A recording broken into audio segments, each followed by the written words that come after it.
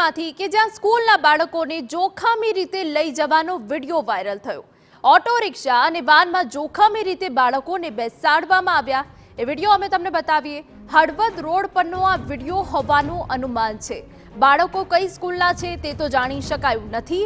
બાળકોને ખીચોખીચ બેસાડી હાઈવે પરથી લઈ જવાયા છે।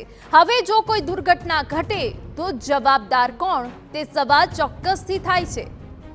ત્યારે અનેકો સવાલ એ પણ થાય છે કે કેમ બાળકોને વાહનમાં ખીચોખીચ બેસાડવામાં આવ્યા। તો હળવદ રોડ પરનો આ વિડિયો હોવાનું અનુમાન છે અને શા માટે આ પ્રકારની વારંવાર જોખમી સવારી કરવામાં આવે છે।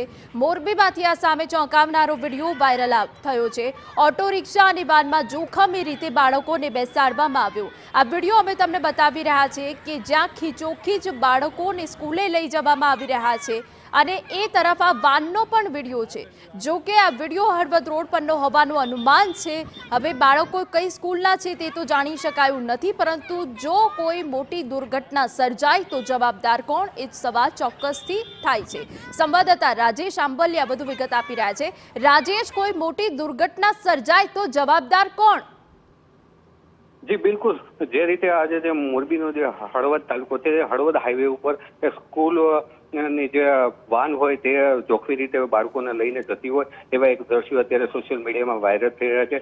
એક ઓટો રિક્ષા અને એક ઇકો કાર છે, આ બંનેમાં જે બાળકોને જે ઠાસીને ભર્યા હોય અને ઓટો રિક્ષાની પાછળ જે રીતે લટકતા વિદ્યાર્થીઓને ભરીને જે જતા હોય એ પ્રકારના જે દ્રશ્યો અત્યારે સોશિયલ મીડિયામાં વાયરલ થયા છે, જેને લઈને અનેક સવાલો ઉઠી રહ્યા છે કે આ પ્રકારના જે દ્રશ્યો છે એ જોતા જો આ વાહનનો અકસ્માત થાય અને બાળકોની સાથે કોઈ મોટી દુર્ઘટના ઘટે તો આના માટે જવાબદાર કોણ? હજી સુધી એ સ્પષ્ટ નથી થઈ શક્યું કે આ કઈ સ્કૂલના બાળકો હતા, પરંતુ જે રીતે સોશિયલ મીડિયામાં વિડીયો વાયરલ થયો છે ને લોકોમાંથી તરતરની વાતો આવી રહી છે કે આટલા જોખમી વાહનો અને આ રીતે બાળકોને ભરીને વાહનો જતા હોય તો પોલીસ નજર કેમ નથી પડતી?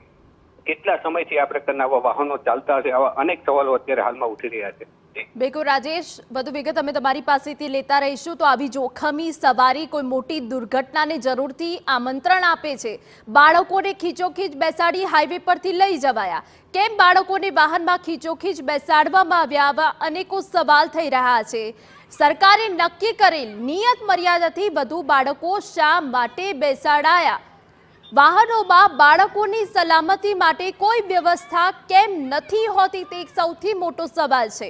અને જો કોઈ મોટી દુર્ઘટના સર્જાય તો જવાબદાર કોણ એ પણ એક સવાલ છે। માતા પિતા શા માટે આવી જોખમી સવારી માટે મંજૂરી આપે છે? ત્યારે આ વિડીયો એ ઘણો ચોંકાવનારો છે। ત્યારે શું તંત્ર દ્વારા યોગ્ય વ્યવસ્થાને અભાવે સર્જાય છે આવી પરિસ્થિતિ? શું તંત્રના ધ્યાન પર આવા વિડીયો નથી આવતા?